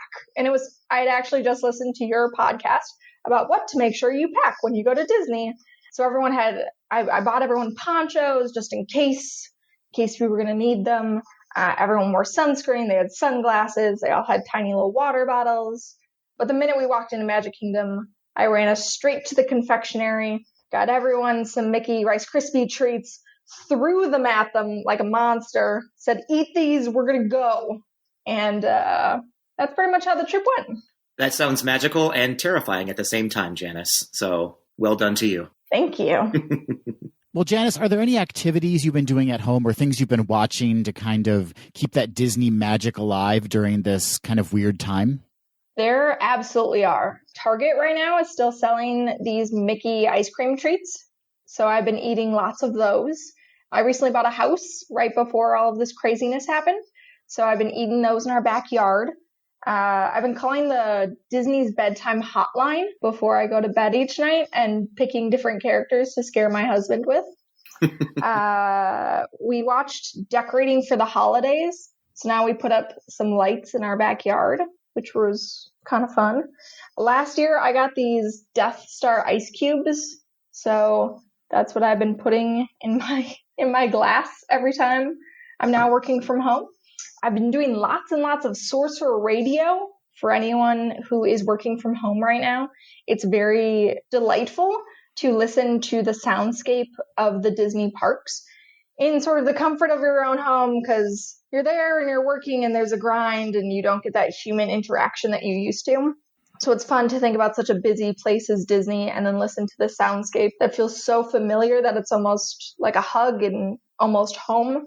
I worked at Magic Kingdom, so for me it's very fun to listen to just the Magic Kingdom one constantly, specifically Main Street. That's my home, so I love listening to that during the workday to try to make it a little bit more cohesive and a sense of normalcy. That's great. I've listened to Sorcerer Radio in the past too when I've been at work, and it's just such a great kind of reminder when you're not in the parks of the connection between what you hear and what you experience while you're there, right? Also, on YouTube, you can find channels that will play the in-resort room music at Disney, which is really lovely. So it's like that sort of beautiful elevator music that's all Disney songs. I love that in the background. But then you leave your house or apartment and you're like, oh, I'm not getting on a monorail or a bus. I think that realization has come a month ago already. So I'm already I'm already fully aware that my Magic Band does nothing for me anymore. Well, congratulations on your husband and your house, Janice. We're happy to see that you are healthy and staying positive and remaining so active. But before we let you go, we need to give you a test. We need to give you a little Walt Quizney, Janice. Okay. I hope I do better than Patrick typically does. Wow.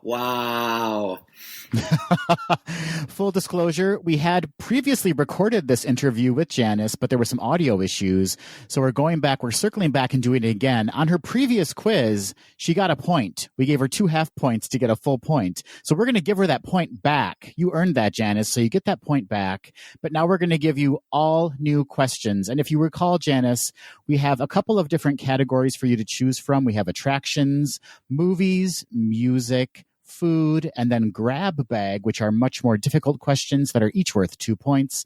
Which category would you like your question from, Janice? I would like to go grab bag, please. Going big right out of the gate. I love it. What is the name of the sorcerer from The Sorcerer's Apprentice? I wish everyone could see Janice's face right now. She's so angry.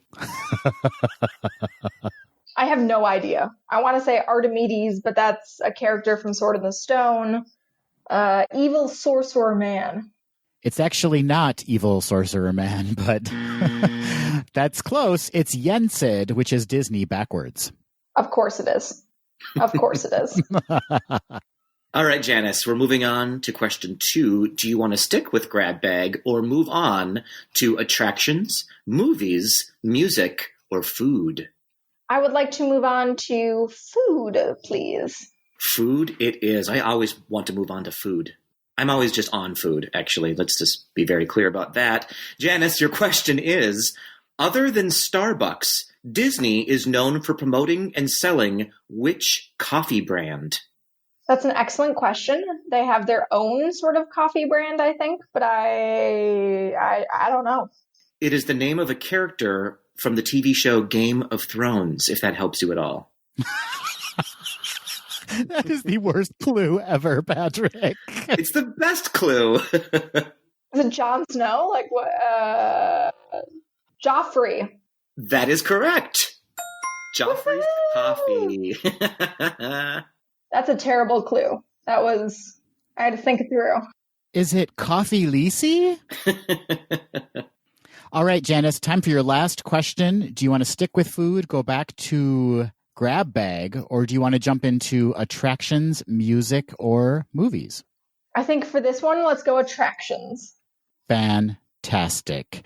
True or false, Janice? Epcot's Mission Space attraction needs more computer power than NASA's real space shuttle. I'm going to go with true.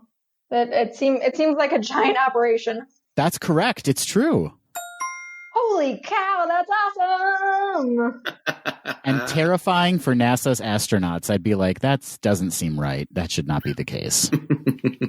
Well, Janice, with your point from our previous unaired recording, the lost recording, and the 2 points you've earned during this Walt Quizney, you now have a total of 3 whole points. Thank you, you guys. I'm such a winner today.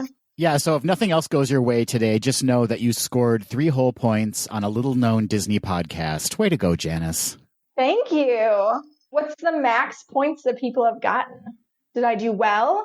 Am I in the median range? Am I the lowest? You actually did quite well. You might actually be tied for first place. For first place? Well, I feel pretty good. Thank you guys for this magical moment. Brought to you by Geis, Do the D. We will Venmo you your payment for that ad after we are done recording. Well, congratulations on your points, Janice. Also, congratulations on your marriage, I suppose. But it is so wonderful to talk to you. We're so happy, as Adam said before, to see you busy and healthy and happy. We couldn't be happier to know that. So thank you so much. Thank you, guys. I mentioned this last time, but I want everyone out there to know Geis Do the D is my favorite podcast. I look forward to it every day. I'm a little behind on some episodes because it used to be every time I went to the gym and ran on the treadmill, I would listen to you guys because you have the perfect cadence of voices for running to listen to, actually, that opposed to music. For me, it works very well. And now that gyms don't exist, I don't really get to, I don't have designated time to listen to your podcast. So I have to find a new normal of time to listen to it. But every time I do, it's extremely delightful and it brightens my day. And I feel very intelligent knowing more things about Star Wars than my husband does. So thank you both. That is so sweet of you to say, Janice. And all we heard was that you're just running from our voices. That too. Yeah. Thank you. Well, Adam, what a disaster this has all turned out to be. I think you mean a delight. That is what I meant. I'm sorry. The quarantine has really got my head mixed up right now. It was such a treat not only to talk to our friends in this week's episode, but also to reach out to our friends in last week's episode. It was just so great to have that connection in this time of isolation and also find out some really interesting ways they're incorporating Disney magic while they're at home. That's exactly right, Adam. Not to sound too cliche, but I genuinely feel blessed by the quality of guests and friends that we've made along our journey here on Geis Do the D. Absolutely blessed and highly favored, Patrick. Adam, hiding closet, Hummel. No, we've absolutely been so lucky with the people that we've been able to trick in joining us on the podcast. We really trapped them into being our friends, didn't we? And that's the only way to establish any kind of friendship. Yes, quarantine has really upped my game in trapping people to be my friend. Without quarantine, I only have you, Adam, and that is really not ideal. It's not enough. I'm not enough. It's not enough. Well, I'm very excited in another year and a half to go back and revisit the guests we've interviewed. We'll have Nina West back on the podcast. Ooh. We'll have Bob Iger back on the podcast. Hillary Rodham Clinton. The ghost of Don Knotts. That was such a treat to talk to the ghost of Don Knotts. Unexpected. Without a medium even, we were able to contact him. The pig from the movie Babe. Delicious. Absolutely delicious. Adam. And let's face it, we'll probably have Paul and Bart back on. That's right. We will insist that they sit 6 feet away, regardless of vaccine or not. That's a given in any social interaction with those two. Right. We also will require them to wear a mask. That's a given in any social interaction with those two. Not because of safety, just because of appearance. Well, as with last week's episode, we would still love to hear how you are incorporating a bit of Disney magic at home. You can reach out to us on social media. That's Instagram, Facebook, and Twitter at GDTD Podcast. And you can always email us or leave us a voice memo at info@geisdothed.com. It was fascinating to hear all the tea spilled by Don Knotts about the making of the Apple Dumpling Gang. Those kids were heavy drinkers. And who knew Slim Pickens had an underground baby fighting ring? I knew, Adam. I knew. That was my first IMDb credit, actually. Little Punchy Patrick. And 37 years later, I'm still fighting babies.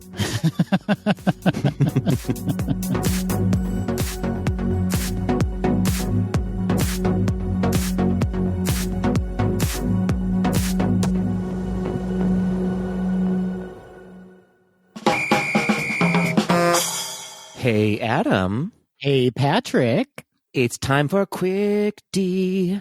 I'm so excited for Quick D. Yes? Because we are going to be doing one of my favorite Quick D segments.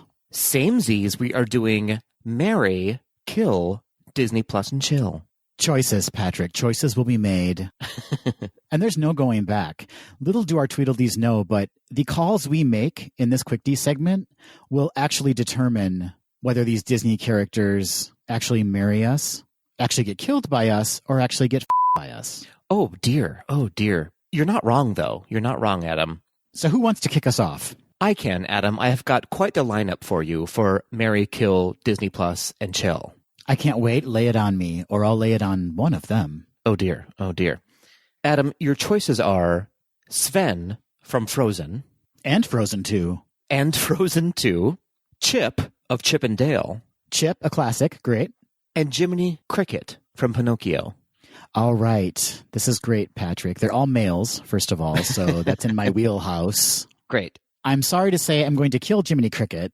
Oh, no.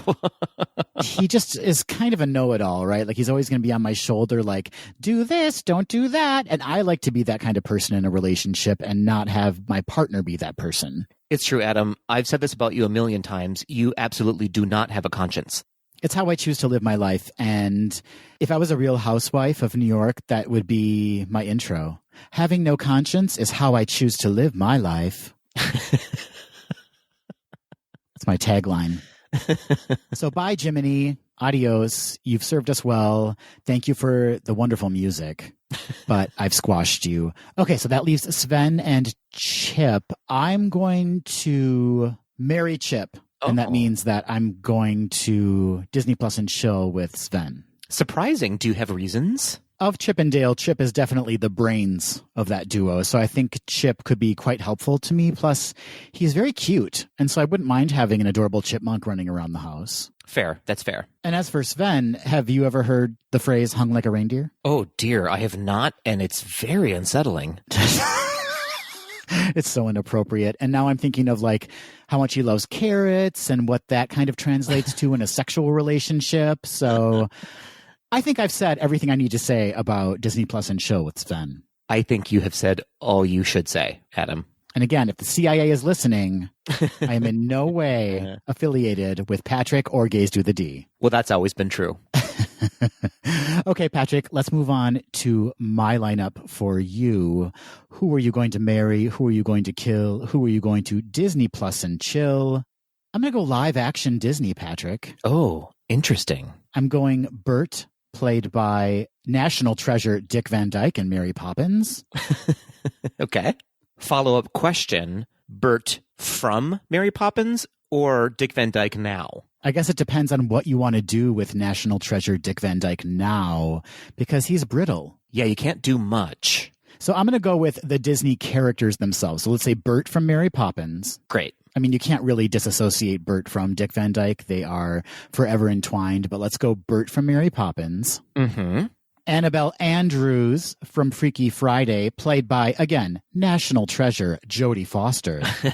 And last but not least, and I know you know that I know that you know that I know that you saw this coming, Theodore Ogilvy, played by national treasure Don Knotts in the Apple Dumpling Gang.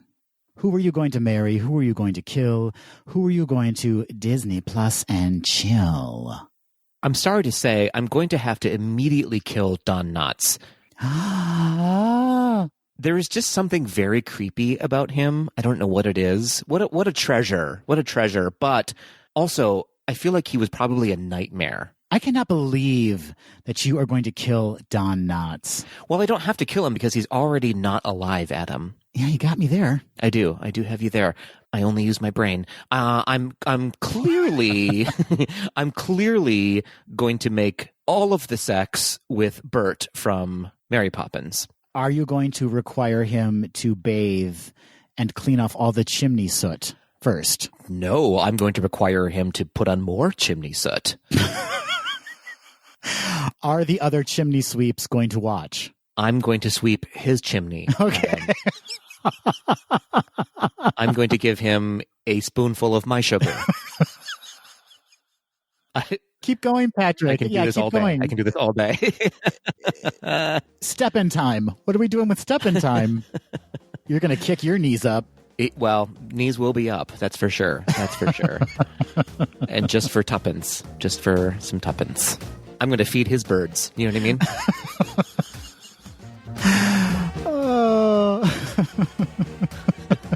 It's a jolly holiday with Patrick. I'm going to fly his kite. What? I don't know. I'm scraping the bottom of the barrel here. I guess moving on, that means I'm going to marry Jodie Foster from Freaky Friday. You are. Annabelle is your husband, wife, which could actually work out quite well. I mean, I know I said character earlier, but Jodie Foster, renowned lesbian. You two could both have your side dalliances and then probably have some delightful dinner conversation. She's kind of fantastic, isn't she? That's true. If I'm going to marry a woman, I would want it to be a lesbian because she doesn't care if I am sweeping the chimneys of so many men from Mary Poppins.